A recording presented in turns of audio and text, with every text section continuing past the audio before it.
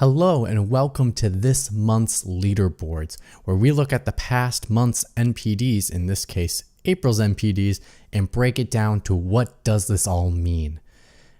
Now this month where Mortal Kombat proved that regardless of sports and hordes of creatures, fatalities are still where it's at. Yes, Mortal Kombat came out as the all-out champion, taking the #1 spot in every console for this month. That's PS4, Xbox One, and Nintendo Switch. And it just fell short of even taking the #1 spot for the best-selling game of this year so far. And yes, the one thing that could hold back Scorpion is one Sir Sora, wielder of the Keyblade. For how much it jumped, I really think, though, looking at the numbers and how well Mortal Kombat did, and having to just jump to #2 for the all-out year for how well these other games have sold, including Anthem and all the other ones, I really think that it might have a real spot at taking the #1 spot. But we'll have to see overall. I think the great potential with the great reviews, Mortal Kombat might have some legs on it, and we'll just have to wait and see. Now, despite having a very low average of a 71 on Metacritic, you could tell that there was a clear disconnect between the top games media journalists and people and the actual people that bought the game, and also smaller reviewers that have not as a bigger following, because Days Gone ended up taking the #2 spot. And now when you look at it, the user score, which is an 81, is much closer to where I think a lot of those reviewers would put this game at, which is, I personally would put it in the high 7s, like a 78 or a 77. I wouldn't put it at that 80 mark, but I think it's definitely there, and it's definitely more reasonable compared to the 71 Metacritic score, and including some of the top journalists giving this game a 6 and a 5. That's just absolutely ridiculous, and just can't understand the aspect of that. But with the month of May and June approaching, and not with much competition around, I see this game having a lot of legs, especially with the momentum that's rolling for this game. Now, it is their best-selling game from their studio, but at the same time, that's not saying a lot, because of this is the first time they're doing a high-end AAA game. They've been making games for the PlayStation Vita, which does not sell as well as a top-tier console. And there are some good things that come out of the sales that not necessarily will say this will be a top seller for them, but we'll say that this has the potential that it could sell pretty well. And that is that it outsold some big franchises in Japan. Now, obviously, that's only hundreds of thousands of copies compared to you're looking at millions of copies that you want to sell of games. But it did make also the #1 spot in the UK for the week that it did open. And so it shows that it does have some potential with the legs, that it could get to the sales number it needs to be able to have a sequel, which I think it needs to have warranted a sequel of some kind. Now, I think the other big reason that it does have legs as well is that when I'm talking to most people about this game, they talk about how if they're gonna buy this game, they're gonna buy it on a discount. So if I see that once this game gets that discount of maybe $50 or $40, I could see this resurging back into the top 10 once it gets knocked out of the top 10. And we'll talk about what my thoughts are on what games will stay in the top 10, what games will come into the top 10, and potentially what games will be kicked out of the top 10. But it's also really funny to think in general that I'm in the state of Minnesota right now. And I'm experiencing right now a baseball team in the Twins that are killing it right now in baseball. And it so happens to be MLB 19, the show, is now probably more famous than it's ever been before. This is the best-selling game of its franchise, and the quality has not dropped in their games. You can always see in constant reviewers of constantly saying that this is always getting better than last year. I honestly think Madden should talk to them about taking some notes from their playbook, because how they are consistently hitting it out of the park See what I did there? See how I constantly hitting it out of the park? Madden really, Madden has improved, but I think Madden could really learn something from MLB 19, the show, because they are just and they're just a single party studio. That's the even crazier part about this, is that they keep knocking the quality out of the park and keep selling really well, and they keep selling ones every single year. Now, they have hung on to that number 3 spot for the second month in a row, and the way it's going, it could stay in the top 10 potentially. So some notables when we're looking overall at the top 10. You have both Yoshi's Crafted World and Sekiro Shadows Die Twice are both hanging on to their top 10 positioning.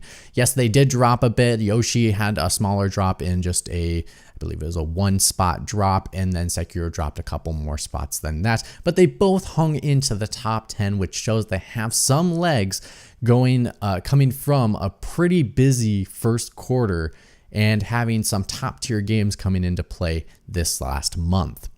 Now, with unfortunately Devil May Cry, despite the great game sales, with a lot of glowing reviews and selling over 2 million copies in just 2 weeks, not only did it drop out of the top 10, but it dropped out of the top 20, which, that's kind of harsh. I was thinking it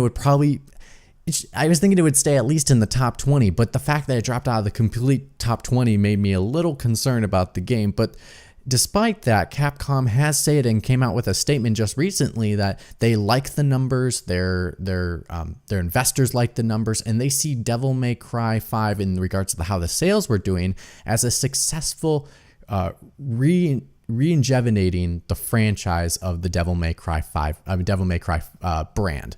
So even though these are optimistic and they probably will bring back Devil May Cry for another game, to the fact that it couldn't stay into the top 20 for a second month, with Sekiro Shadows Die Twice staying in the top 10, Yoshi's Crafted World stayed in the top 10. How could Devil May Cry 5 just drop so quickly out of not only the top 10 but the top 20? And I'm starting to think that this was just probably more the core of Devil May Cry, and that they probably did not expand as much as they were hoping to in regards to casual gamers getting into the Devil May Cry series. Even though I think this game is probably more accessible, Devil May Cry 5 is probably more accessible than any other game I've played in the franchise, even though it still has a complex battle system that is just as complex as Devil May Cry 3. So the fact that all that happened was extremely surprising to me. It was probably the biggest surprise for me when I was looking at the NPD numbers. Now, looking at the year so far, Kingdom Hearts 3 did hold back Mortal Kombat 11 from dethroning it from that number 1 spot.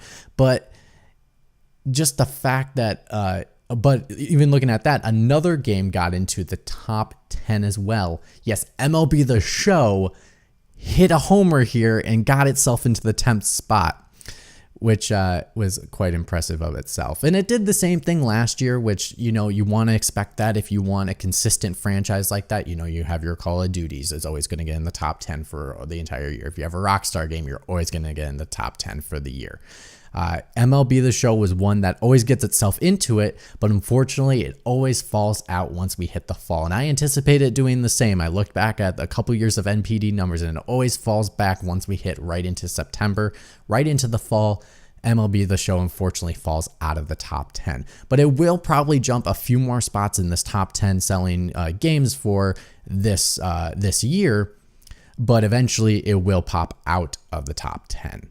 And looking at everything at the moment, you gotta love it if you're a gamer right now, because when you're looking at all the games that are sold the most in the top 10 for the year so far, all of them, there is not one company that owns more than one GameSpot on there. That all of them are all different companies, and it just shows that the gaming is more diverse than ever before. Companies are making great games like ever before. Obviously, not every game on that list is an amazing game, and even if the review doesn't justify its spot in the top 10, but the fact that the diversity of games are out there as well that get themselves into the top 10 most selling just shows how really amazing gaming is doing right now. And so that is a very good spot to be in regards to all those publishers. So it's hats off to those publishers right now.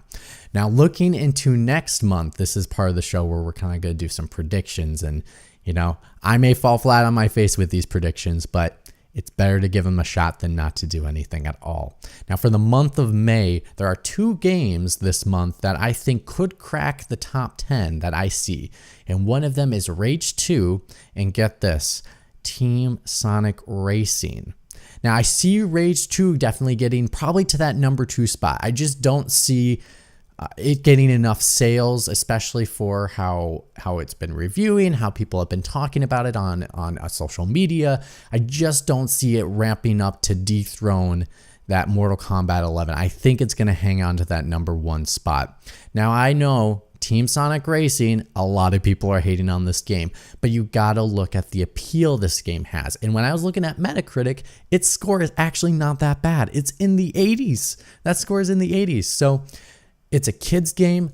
Parents are going to eat this up. Now, I know Crash Team Racing is out next month in June, but most average families don't know that. And so I think Team Sonic Racing is going to take some of those sales away. But I think overall, Team Crash Racing is going to, the Crash Racing game is going to do way, way better than Team Sonic. But it has a month. And so I think I see it going probably more into the number 4. I see Days Gone maybe hanging on to number 2, but I'm making the prediction it goes down to number 4. And I see Team Sonic Racing getting that number 5 spot. I think it's going to make the top 5. If it doesn't make the top 5 and is still in the top 10, I think I think it'll be fine there too. But if it does not make the top 10, that's not a good look for Team Sonic Racing. And obviously then it really shows that this game was not warranted. Even though I know a lot of fans don't want this game, majority of people of the core gamers don't want this game, or don't think it's maybe that they want this game, but it's not turning out the way they want it to be. But in the end, I think it's going to get that number 5 spot. And then Days Gone is just going to be ahead of it at number 4. But it could hang on to number 2, possibly, if depending on how everything moves around. It's really crazy, especially when Mortal Kombat sells these many copies initially. Can it hang on to that spot after that first go around? And will Rage 2 maybe sneak into that number 1 spot? Days Gone hangs on to number 2, and it drops to Mortal Kombat 11 drops to number 3. There are so many combinations, but my predictions right now for the month of May, based off just my looking at the numbers and everything like that, I think it's going to be Mortal Kombat at number 1. I see Rage 2 hitting number 2. And then Days Gone dropping to number 4, and Team Sonic Racing getting that number 5 spot. I think MLB The Show will be the slugger that's going to hang on to the number 3 spot for the next month as well. I just have a feeling that it's going to keep hanging on to number 3, maybe one more month, and then after that it's probably going to drop out of the top 10. But we will see all of this next month. What do you see as being the top 10 games for the month of May? Let me know in the comments below, and if you like this content, check out the rest I have here on Freeze Frame Rate. Go ahead and give it a like, share it with your friends, and if you want to keep up with everything I'm releasing here on the channel, you just got to hit that subscribe button. Don't even have to hit the bell. Just hit the subscribe button, because I know you're going to be wanting to be back for more conversations. So, thank you so much for watching. I do want to give a quick note to you guys. I know the MPDs are not end-all be-all numbers, that obviously they don't include sometimes. They don't include digital sales of certain companies. They don't include PC numbers sometimes. So, I'm just going off the information that we have. It's still a pretty good estimate of how games are selling, these NPDs, and they're working to getting better. So, it's still an interesting conversation to have, and people still have these conversations. So I think it's still valid. So let me know in the comments below. Thank you so much for watching. My name is Mitch, and I'm signing off saying, see you soon.